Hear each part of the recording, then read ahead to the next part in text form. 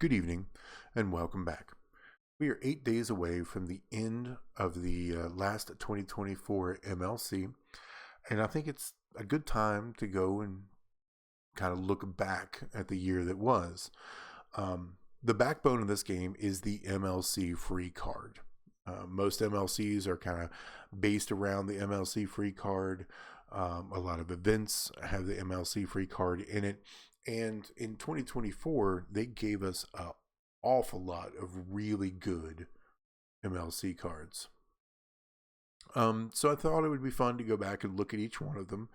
I'm going to do 12 different videos, one for each month, and kind of see how they hold up. Are they still relevant?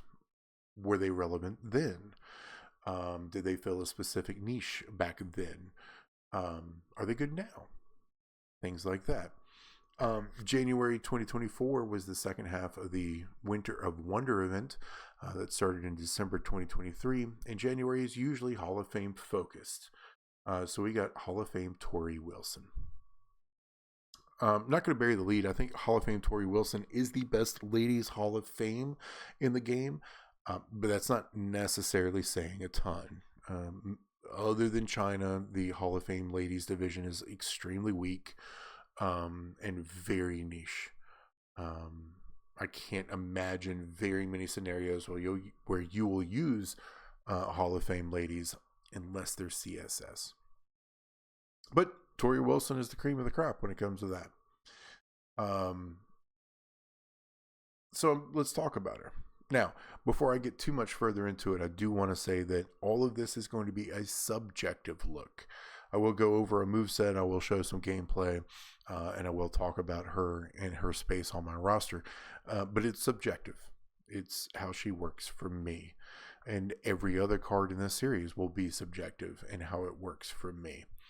And I think it's important to look at the game in a very subjective way.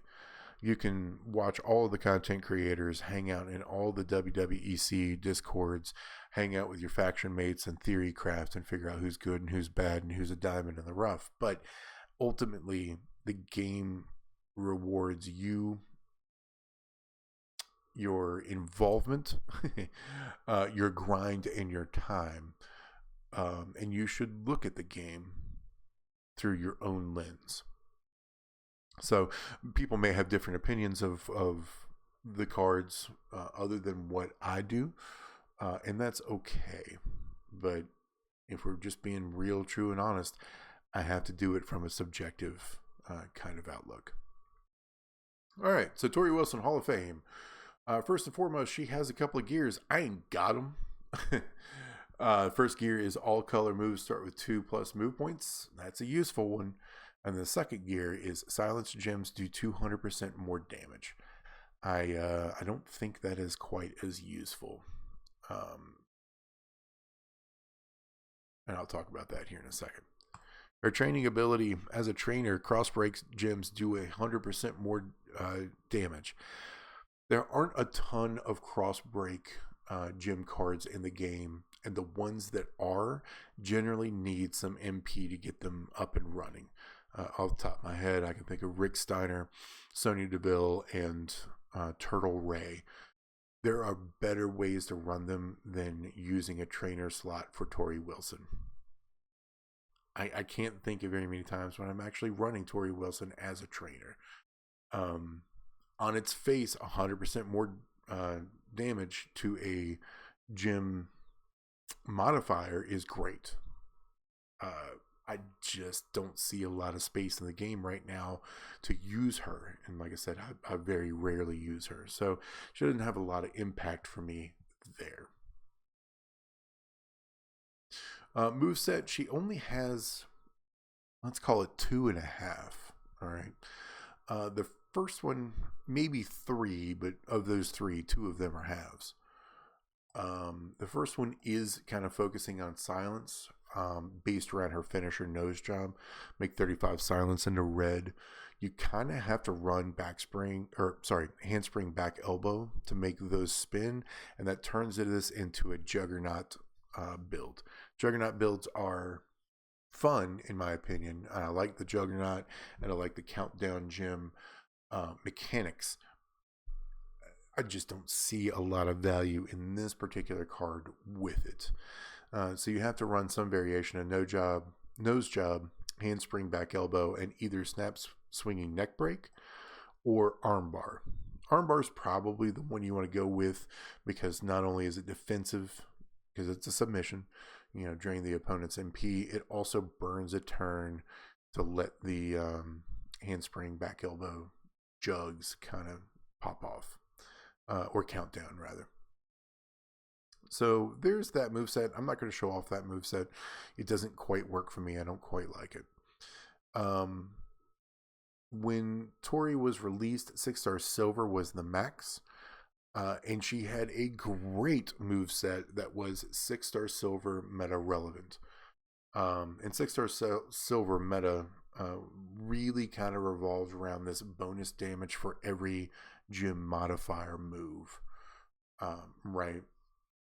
So it's the flowing DDT, 5-1 to make it a pyros, modify everything above it into leeches, and the diving crossbody do X damage for every leech gem. And then your trainer entourage was boosting leech gems as much as possible so the diving crossbody would hit hard. And then you use the Luthez press as a 5x5 into blue to not only recycle these two moves, but basically act as a finisher. And in 6-star silver, this worked great. It was a perfectly acceptable moveset. You could throw enough leech gem trainers on her with, Trick Theory, Striker Seth. There's one more I'm missing off the top of my head. Oh, you use Santa Hogan, and then Wes Lee was another way of doing it. And it was fine. This was a great moveset. In 6-star gold, I don't think this quite works, which brings me to the other kind of moveset that I've been messing around with, which is the back body drop. Choose 6 gems to make it a multiply gems of strength 6. This kind of falls into the 6-star gold meta where it is multiply gems or moves that boost gem damage, or lots of plates and moments that boost gem damage. That's what has been going on for the most part with 6-star gold. There are outlier cards and some move damage cards, but for the most part, if you have a card that boosts gem damage in some way, either through multiplies or the move itself, it's going to be relevant at 6-star gold. So this is the moveset we're going to talk about and play around with. Entourage, I've been fighting with this Entourage for a while. There's a bunch of different ways to do this, and frankly, I'm going to set this up in a way that is a tour build only to show you the biggest number I can possibly show you. Full stop. If you look at the move MP, it's all 7s across the board, but the blue MP is what you need to focus on, because since you make red gems, you can kind of fill all of this, the other 2 red moves from that. Tour perks give me 3 blue, and then Lawler gives me 4. That's 7. All right. If you're going to try to run a true feud ready turn 1, you would replace Mosh with Lex, but that breaks a lot of the efficiency here. The other thing you could do is swap out probably Z-Taker for Santa and use a middle line bonus in feud. It is what it is. This starts to kind of fall into why Torrie is a little iffy nowadays. You can't quite get her set up to do maximum damage efficiently. So for the purposes of demonstration, I'm going to run this way, knowing that if you're in feud, it gets weaker. All right. Mosh is here to create a bunch more multiplies and then add 1. And then Z Gunther is here because it's blue gems 30% and multiplies do 60% more damage. And you are making an awful lot of multiplies with this particular setup. Z Taker, this spot, honestly, I've used Z Taker, I've used Mim Rock, I have used Trick Theory, I have used DX X-Pac or Acro X-Pac. I've used a bunch of different cards here. I've used Santa here to give myself a little bit more MP. I mean, this spot is the one that is the most malleable. And I can't quite figure out anything to put here that is any better than the cards that I've already mentioned. Through all of my testing, Z-Taker, Mimrock, none of them significantly change damage. So we're just going to go with Z-Taker here. I do have her full 6-star silver, but I'm missing a lot of levels. So the damage could increase by a little bit. If you look over here, even if I hit the max, I just don't have the coins to do it. We are working with blue gems. It's a 1,500 per blue gem increase. I mean, significant, but not huge. Oh, that's right. The other entourage I've been using here was King Seamus. Again, they're all equivalent based on my testing. Strap, I do have 100% strap on her, and I am running Fury 2s, and this is a 35% gem damage up. I'm also running the LA Knight plate and the Pyro plate because I've got them. And I wanted to figure out how much damage I could possibly do with Hall of Fame Torrie Wilson. So this is dimed out. This is as dimed out as I can personally get this card without maxing her levels, or even taking her up to 6-star gold. So let's see what it does. We're facing the Tech Rhea Ripley. She is 6-star silver as well. We'll check it out. Now, this moveset is slightly cascade prone. It's kind of akin to like a funk as far as cascades are concerned. I'd say about 1 out of every 10. Oh no, I did not want to do that. In a feud, this would absolutely, you need 6.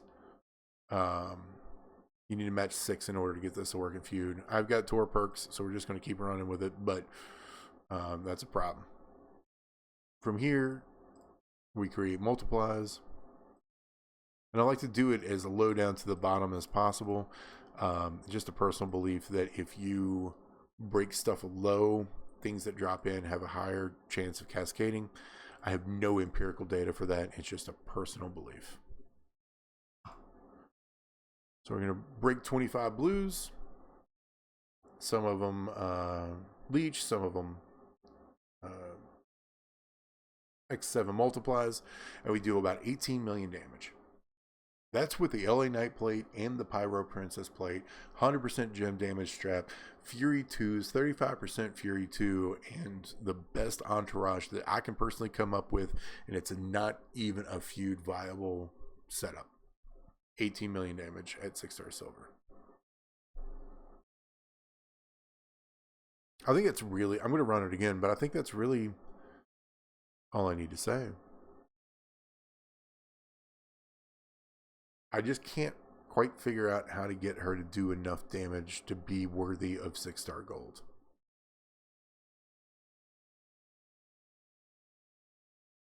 And again, that's in my opinion, that's the classic Hall of Fame problem.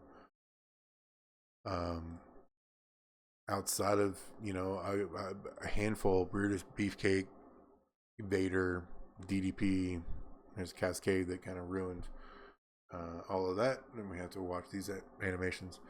But yeah, Beefcake, DDP, Vader, Triple H with all the toys.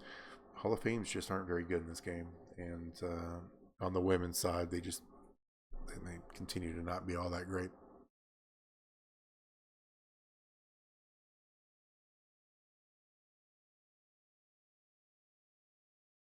So we're going to try to salvage what we can salvage here. Throw a bunch of multis. This will trigger the Pyro plate, but the LA Knight plate has expired because we cascaded.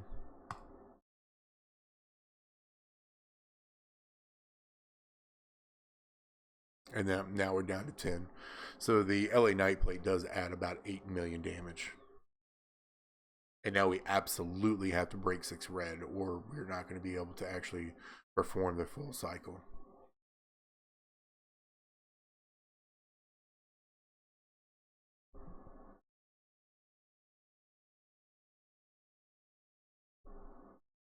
Not too awful word. We are running a Hall of Fame. So here we go. We need 6 here. Uh, we are running Hall of Fame, so we've got, plenty of health to play with.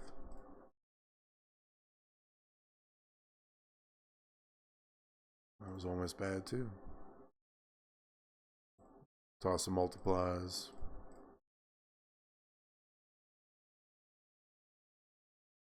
This may have triggered the pyro plate twice. I've kind of don't remember. I think it should. So we might even hit up into the 20s here. Maybe. Good cascade.